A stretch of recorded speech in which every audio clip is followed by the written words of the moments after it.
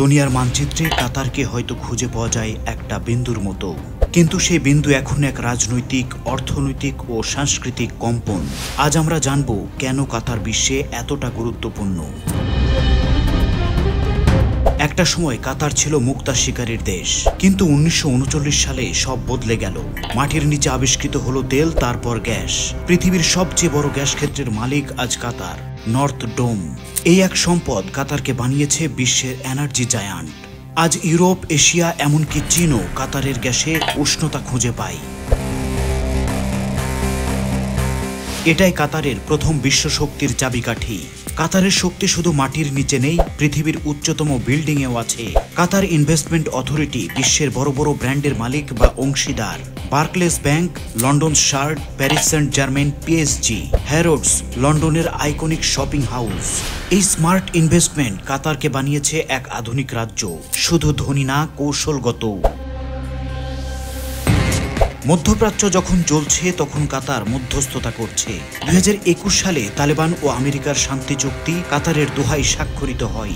গাজায় মানবিক সাহায্যে কাতার প্রথম সারিতে। তারা সেনা পাঠায় না, পাঠায় শান্তির প্রস্তাব।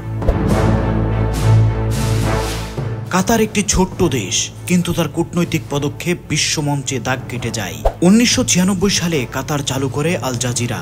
এটা শুধু একটা নিউজ চ্যানেল না, বরং একটি মত প্রভাবকারী মঞ্চ। আরব বসন্ত থেকে শুরু করে আমেরিকার রাজনীতি আল জাজিরা জানায়, ব্যাখ্যা করে, প্রভাব ফেলে। এই মিডিয়া হলো কাতারের সফট পাওয়ারের অন্যতম হাতিয়ার। আর 2022 মরুভূমি তখন ফুটবলের সমুদ্র। ফিফা ওয়ার্ল্ড কাপ আয়োজনে কাতার খরচ করে ফেলেছে প্রায় $200 বিলিয়ন। এয়ার কন্ডিশন স্টেডিয়াম, পরিবেশ বান্ধব শহর, প্রযুক্তি, সবকিছু দিয়ে তারা দেখালো মরুভূমিও দুনিয়ার মন জয় করতে পারে। এই আয়োজন শুধু ক্রীড়া নয়, এ ছিল এক জাতির আত্মপ্রকাশ। একদিন তেল শেষ হয়ে যাবে, কাতার সেটা জানে। তাই তারা ভবিষ্যতের জন্য তৈরি করেছে ভিশন 2030। তাদের লক্ষ্য শিক্ষা, প্রযুক্তি, স্বাস্থ্য, পরিবেশ বান্ধব অর্থনীতি, education city, Lusail smart city, AI এবং ক্লিন এনার্জি প্রকল্প, শিক্ষার্থী, উদ্ভাবক, বৈজ্ঞানিক। কাতার এখন শুধু মধ্যপ্রাচ্য নয়, গ্লোবাল ইনোভেশন হাব হতে চায়। একটা ছোট্ট দেশ যার সৈন্য সংখ্যা খুব কম, কিন্তু যার কণ্ঠ শুনে বিশ্ব থমকে দাঁড়ায়। তাদের শক্তি শুধু প্রাকৃতিক নয়, রাজনৈতিক, কূটনৈতিক ও সাংস্কৃতিক।